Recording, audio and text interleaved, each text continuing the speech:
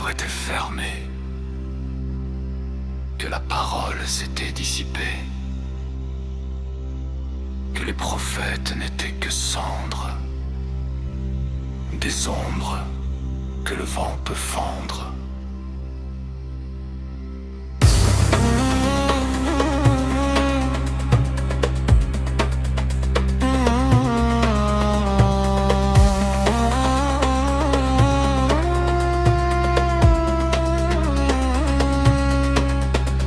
Ils ont cru que le feu s'était tu, que le ciel s'était retiré, vaincu.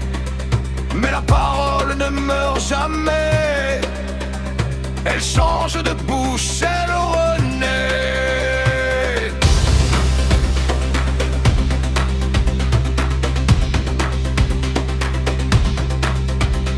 Elle voyage de chair en chair, traverse les âges, brûle l'air d'âme en âme. Elle se transmet jusqu'à trouver un corps prêt.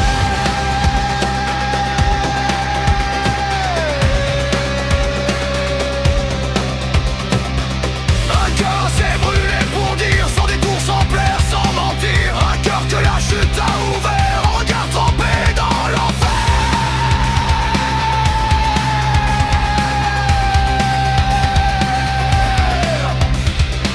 Du ciel ne s'éteint pas, il change seulement de bras.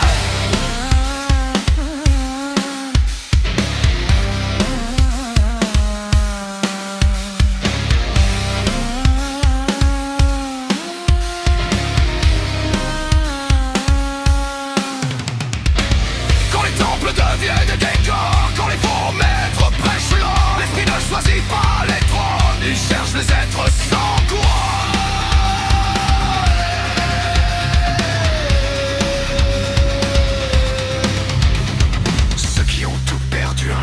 Ceux que le monde a mis au rebut, ceux dont la douleur fut passage, ceux dont la blessure fut courage, ceux dont la chute fut vision et la nuit initiation. Alors le livre reprend sa route, non dans l'encre mais dans le doute, non sur le parchemin des rois mais dans la chair qui porte la foi.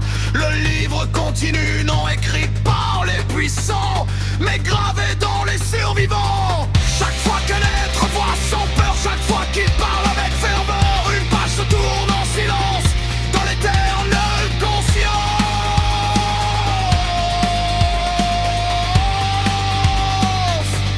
Ce n'est pas un jugement qui vient, ce n'est pas un glaive dans la main, c'est un rappel simple et clair que la lumière respire encore dans la